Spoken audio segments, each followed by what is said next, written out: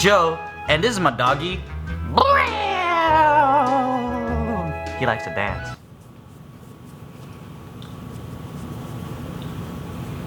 Brown is some kind of Chihuahua. I don't know what he is really. I want to do that dog test. It costs like 200 bucks, and then like they figure out what type of dog he is. But his face is obviously Chihuahua. But he has these paws that are like socks. He has this really long body. So even though he's a Chihuahua, look, Chihuahuas are not this long and big. Usually Chihuahuas are about like this big. So I don't know where the other part, like longness comes from. Maybe dachshund. But he also has this. Look, if you see this here, he has all this fur. I mean, all this skin. Like that much skin. Wait, that much skin. I could literally cover my hand with this extra skin. Like that. You can't see my hand because it's covered with the skin. It's like a testicle, just dangles. Brown's original name was That Brown Dog. And the reason why he was called That Brown Dog is because I wasn't allowed to name him because I wasn't allowed to keep him. So That Brown Dog turned into Hey Brown Guy, turned into Brownie, turned into Brown. So he's somewhere around Brownie and Brown, but his legal name is Brown. Fall of 24. I've had Brown since fall of 2012, and ever since then, he been my baby.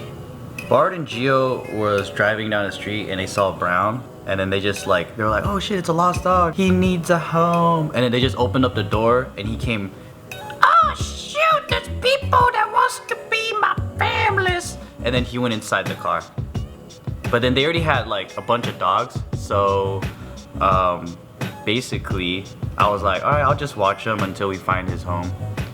And then I went out to where, like around the area that they found him, and I was like looking for like lost dog signs, and I was calling the animal hospital, I mean not the animal, the dog pound, and I was like basically trying to find his parents. And no one claimed him, and it just so happens that we get along really well. And then I was thinking, if he was from a good family, he wouldn't be trying to run away. He was really skinny and stuff too, so I didn't think he was being taken care of well.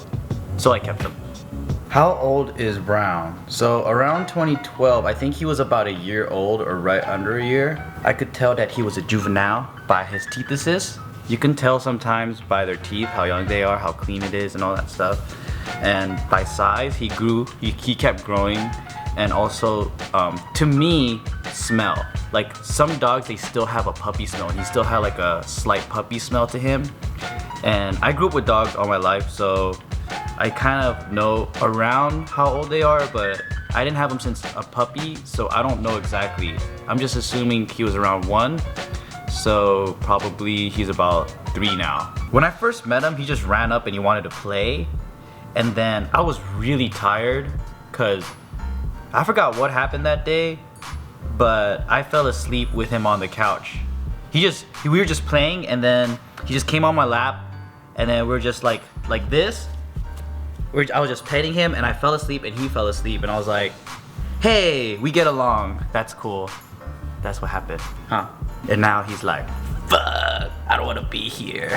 He has this one trick that I call kangaroo, and it's when he gets on his back and he's like this, and if you don't pay attention to him and he wants food, he'll start begging and he'll start putting his hands together like this. He's really like cuddly with people. If he likes you, he'll use you as a couch, and he'll fall asleep on you, and he'll find like the weirdest crevices to get into and just knock out. And then we always fall asleep all over the house. A lot of people say Brown is almost like a human child because his personality is not like you kind of forget that he's a dog sometimes, because it's almost as if he can understand what the hell you're talking about or what you're thinking, and then you communicate to him like a human being, and it's like he actually knows what the hell you're talking about and does what you say.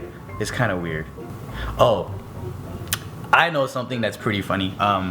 So Brown is a homeless dog, and you could only imagine the type of shit he had to eat when he was out there. So when I first got him, I had to train him to eat dog food because he would look at dog food like, what the fuck is this? I want some trash. And so I had to like mix part human food with dog food so he'd finally eat that stuff. And then I was like, I got him some quality ass dog food, like this much for like 50 bucks, you know? And then like, I wanted to give him like the best stuff, but he wouldn't eat it. And then so like, one day, I see him overlooking at Bart and Gio's dogs. They're all eating out of like this one bowl. And Brown comes over, he's eating with them, and I'm like, what the fuck? You actually eat dog food? And then so I just went back and I bought pedigree, which is like 10 bucks for like a big ass bag, and he would start eating that. I would always catch him eating crazy stuff too, like rusty nails. He loves rusty nails.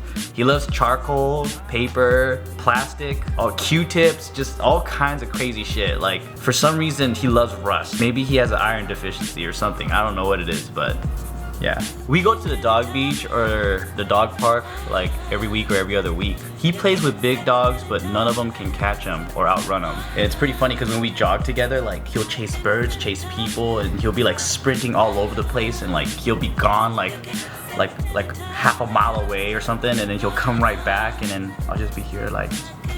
Brown hates birds. I don't know why, but he freaking wants to kill birds all the time. He got in a fight with some kind of like possum or raccoon or something.